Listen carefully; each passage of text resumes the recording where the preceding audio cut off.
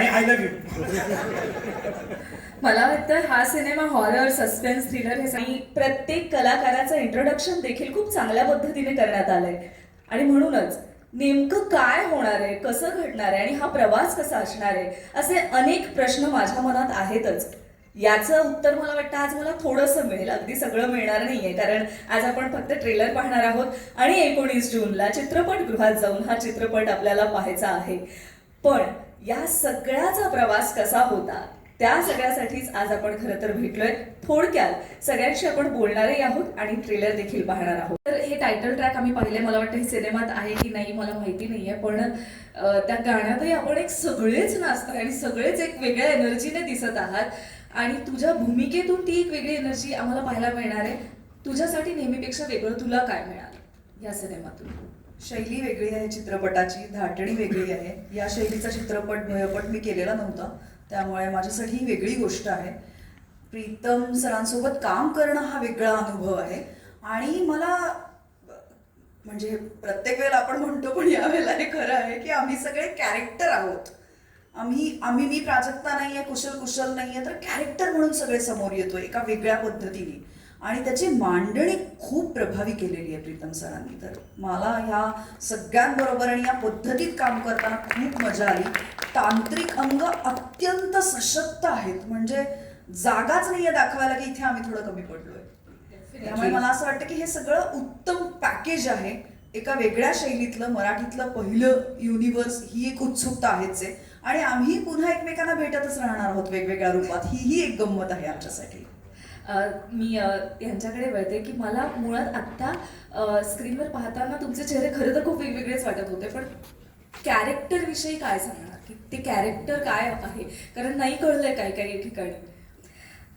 मी सांगते काही ओळींमध्ये कॅरेक्टर. अशी धरतीची माया बाळ डोलत गोचिर कालावर आलं असू कस साजिर साजिर. माझं कॅरेक्टर. कमाल कमाल कमाल आणि खूप खरंच चांगल्या थोडक्या पण खूप कमाल सांगितलंय. या कॅरेक्टरसाठी, या भूमिकेसाठी, या सिनेमासाठी खूप खूप शुभेच्छा. आणि मी आता कुशलजी यांच्याकडे वळते.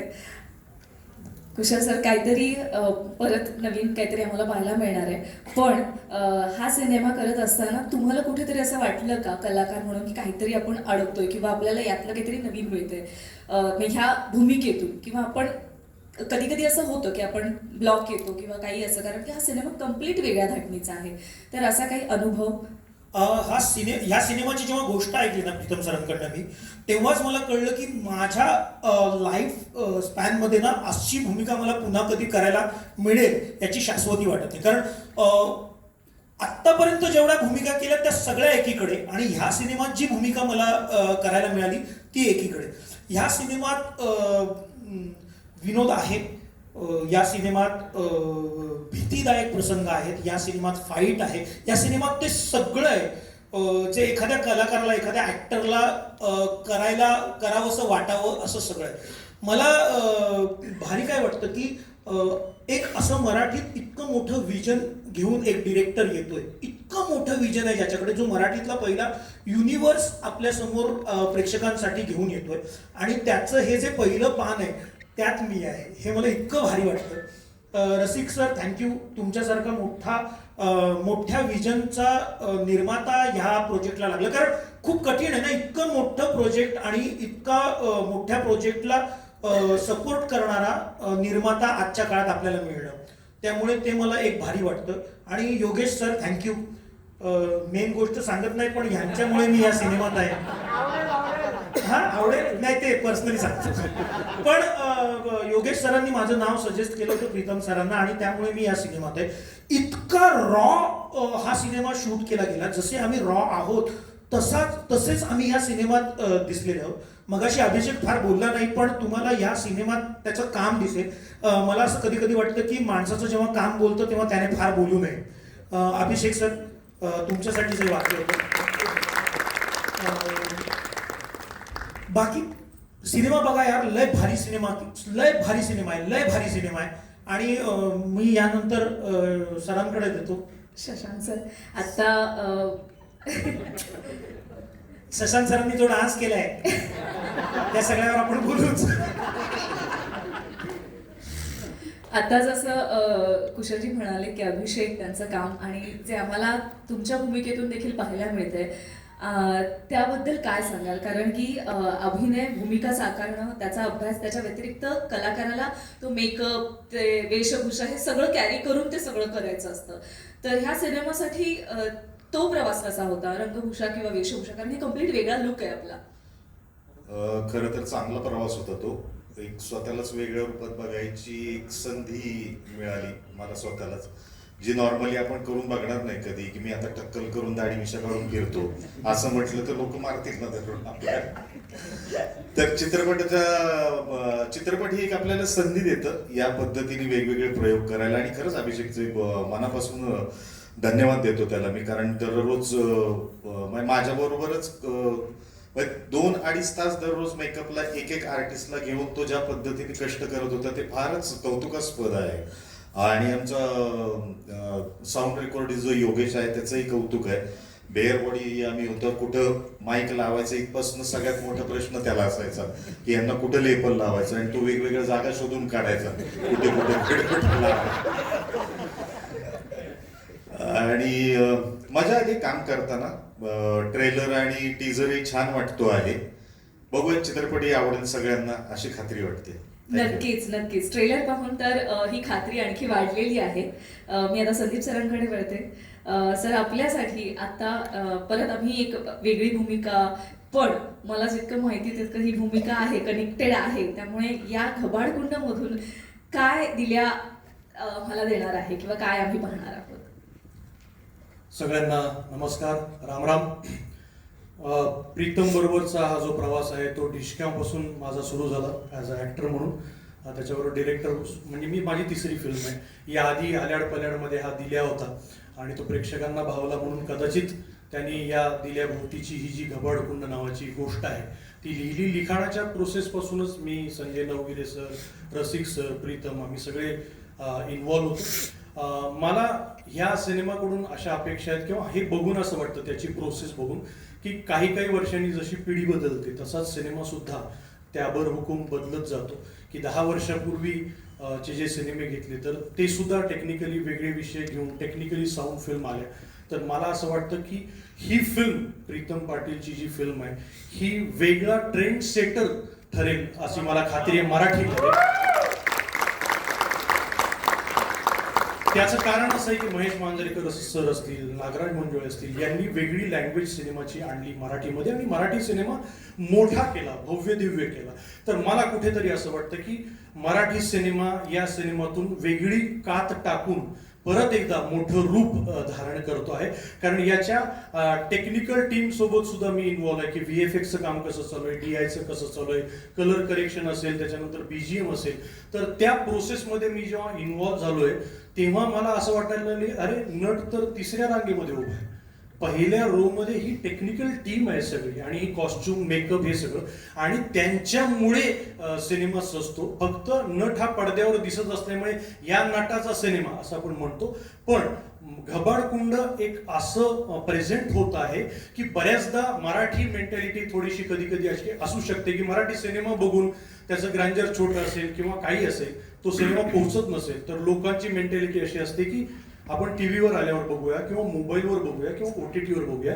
मुळात प्रीतम आणि रसिक सरांनी सिनेमाच असा बनवलाय की त्याचे टीजर ट्रेलर बघून लोकांची पहिली रिॲक्शन अरे काय आहे ह्याच्यापेक्षा पहिली रिॲक्शन जी येते ती अशी येते की अरे आम्हाला हा सिनेमा थिएटरमध्ये जाऊन बघायचा आहे. सो हे म्हणणं, यासाठीची जी मेहनत आहे या सगळ्या संपूर्ण टीमची आहे. आणि टेक्निकल टीमला सुद्धा प्रीतम अतिशय त्रास देतोय, नटांना सुद्धा त्रास देतोय. आम्ही खेड शिवापूरच्या पोलीस स्टेशनमध्ये गेलो होतो, परंतु तिकडे तक्रार लिहून घेतली नाही कलाकाराची युनियन नसल्यामुळं. पण अतिशय हेक्टिक शेड्यूल. पण आता हे सगळं बघून असं वाटतंय की याच्यासाठी केला होता अट्टहास. आणि तुम्ही केलेला हा अट्टाहास सगळ्या प्रेक्षकांपर्यंत या माध्यमांच्या मार्फत नक्कीच पोहोचणार आहे. आणि आता संदीप सरांनी जे सांगितलं ते खरंच किती महत्त्वाचं आहे की ही सगळी तंत्रज्ञ टीम प्रत्येक सिनेमाच्या मागे उभी असते आणि तेही खरे हिरो असतात सिनेमाचे. आणि डेफिनेटली ट्रेलर पाहिल्यानंतर आम्हाला सगळ्यांना असं वाटतंय की 19 तारखेला आपण चित्रपटगृहात जाऊनच हा सिनेमा पाहावा. खूप खूप शुभेच्छा सर. मी वळते देवदत्त सरांकडे.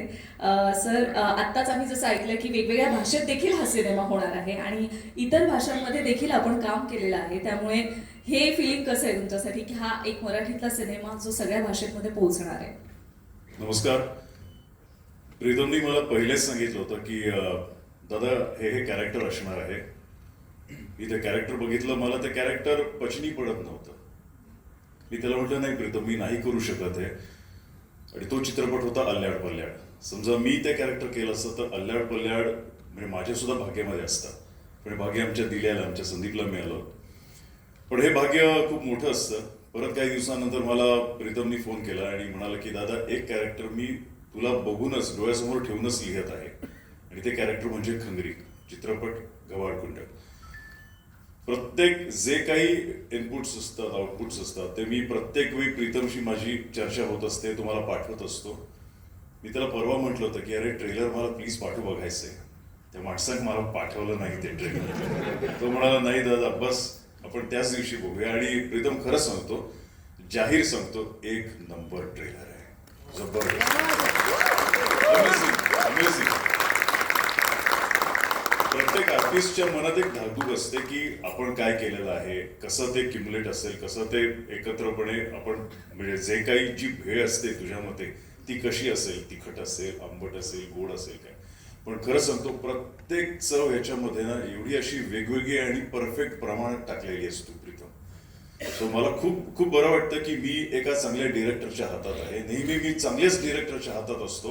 आणि म्हणतात ना की ती वारी होत असते, ती वारी प्रीतम तू चुकवली नाहीयेस. सो मी सुद्धा एक चांगल्या डिरेक्टरच्या हातात आहे, याचा मला खरंच खूप अभिमान आहे. मराठी युनिव्हर्स आपण घबाडकुंडपासून सुरुवात करतोय आणि खरंच त्याचा सुद्धा मी एक भाग असल्याचा तर अभिमान आहेच. आणि नवीन नवीन पायंडे आपण टाकत असतो. मराठी पाऊल पुढेच पडत असते, त्याच्यापैकी हे पाऊल आहे. कारण हा चित्रपट मराठीमध्ये पूर्ण भारतभर तर किंवा 7 देशांमध्ये तर रिलीज होतोय, पण हा बाकी भाषांमध्ये जो रिलीज होणार आहे हे अजून एक मराठी पाऊल पुढे असणार आहे. आणि एवढं सांगतो की आपण मराठी लोक ज्यांनी चित्रपटाचा पायंडा घातलेला आहे ती लोक काय करू शकतात त्याचं उत्कृष्ट उदाहरण म्हणजे घबाडकुंड असणार आहे. बस काही शब्द सुचत नाही, एवढं मस्त ट्रेलर झालेलं आहे. Pritam I love you so much. मी सगळ्यांना सांगतो की I love you so much यार. खूप छान, प्रत्येकाने खूप छान काम केलंय. बस पुढच्या ह्याच्यामध्ये प्रयत्न करीन की यांच्या एवढं तरी माझं चांगलं काम व्हायला पाहिजे. थँक्यू रसिक सर. थँक्यू सो मला मच. एक सांगावं वाटतं की अभिषेकचं एक काम, अभिषेक आमचा मेकअप आर्टिस्ट, त्याचं एक काम मी तुला मदत केलेली आहे कमी करायला. माझा जो मेकअप आहे तो आमच्या धनुनी केलेला आहे, धनंजय सागवेकर त्याने, जो अगदी देवकी देव महादेव तिथपासून माझा मेकअप करत आलेला आहे. अगदी जय मल्हारमध्ये सुद्धा तो आम्हा तिघांनी मेकअप करायचा. इव्हन घबाडकुंडमध्ये सुद्धा जो काही माझा नथ वगैरे जे काय आहे तो सगळा मेकअप धनुनी केलेला आहे. Dhanu thanks a lot. Thank you. Thank you so much. खूप खूप शुभेच्छा या सिनेमासाठी. आणि आशा करते की हे सगळं नाव दिलेलं आहे त्याच नावाने मी त्याला हाक मारलेली आहे. त्यामुळे समजा एक दिवस जरी आमचा धनु नसता तरी कदाचित शूट थांबलं असतं प्रीतम. सो धनु सगळ्यांसमोर सांगतो खूप धन्यवाद. धनु तुझे खरंच मनापासून आभार. आणि देवा तुझी मी गंमत करतो कायम, तुला माहिती आहे. आणि आय लव्ह यू. मला वाटतं हा सिनेमा हॉरर, सस्पेन्स, थ्रिलर हे सगळं असलं तरी एक सेटवर एक विनोद सुरू होता का, सतत असं वातावरण असेल. एक मला तुम्हाला सांगायचं वाटतं की ऑक्टोपस आणि माझ्यामध्ये एक साधर्म्य आहे. ऑक्टोपसाकडे 3 हृदय असतात, माझ्याकडे माझं एक हृदय आहे, हे एक हृदय आणि हे एक हृदय आहे. माझं 3 हृदय आहेत माझ्याकडे. पण देवा कायम आमच्या सगळ्यांवर प्रेम करत आलाय. सेटवरती आम्हाला कोणाला शशांक सरांना चहा खूप आवडतो, त्यांना चहाचं बघणं किंवा आमच्या सगळ्यांसाठी डाएटचं वेगवेगळं खाण्याचं बघणं असं देवाला कायम आवडतं. देवा कायम सेटवरचं वातावरण कसं चांगलं राहील आणि कलाकार म्हणून आम्ही कसे इन राहू याच्याकडे देवाचा कायम कल असतो. मला वाटतं सगळे आणि शशांक सर म्हणाले तेव्हा काळजी रे. प्रीतम सर मला यावरून एक प्रश्न तुम्हाला विचारायचा आहे नंतर. एक मिनिट, मला एक सांगावं वाटतं की आम्ही आणि कुशलनी एवढ्या गोष्टी चांगल्या पद्धतीने आनंदाने शेअर केल्या की रात्री आमचं 1:30 शिफ्ट लागल्यानंतर जे आम्ही उपाशी असायचो, म्हणजे आम्ही शूट करताना पोटात काही अन्न नसावं असं, सो 10 वाजता पॅकअप झालं होईल असं वाटायचं, मग 10:30 वाजता जेऊ, तर ते 2 वाजता पॅकअप व्हायचं 1:30 शिफ्ट, आणि त्याच्यानंतर हॉटेलमध्ये गेल्यानंतर मग मी आणि आमचा कुशल 3:30 वाजता आम्ही नूडल्स करून खायचो. सो ही जी काय गंमत आहे ती फार मस्त आहे. कबाडकुंडीमुळे ही गंमत थँक्यू. आता बस, आता काय नाही.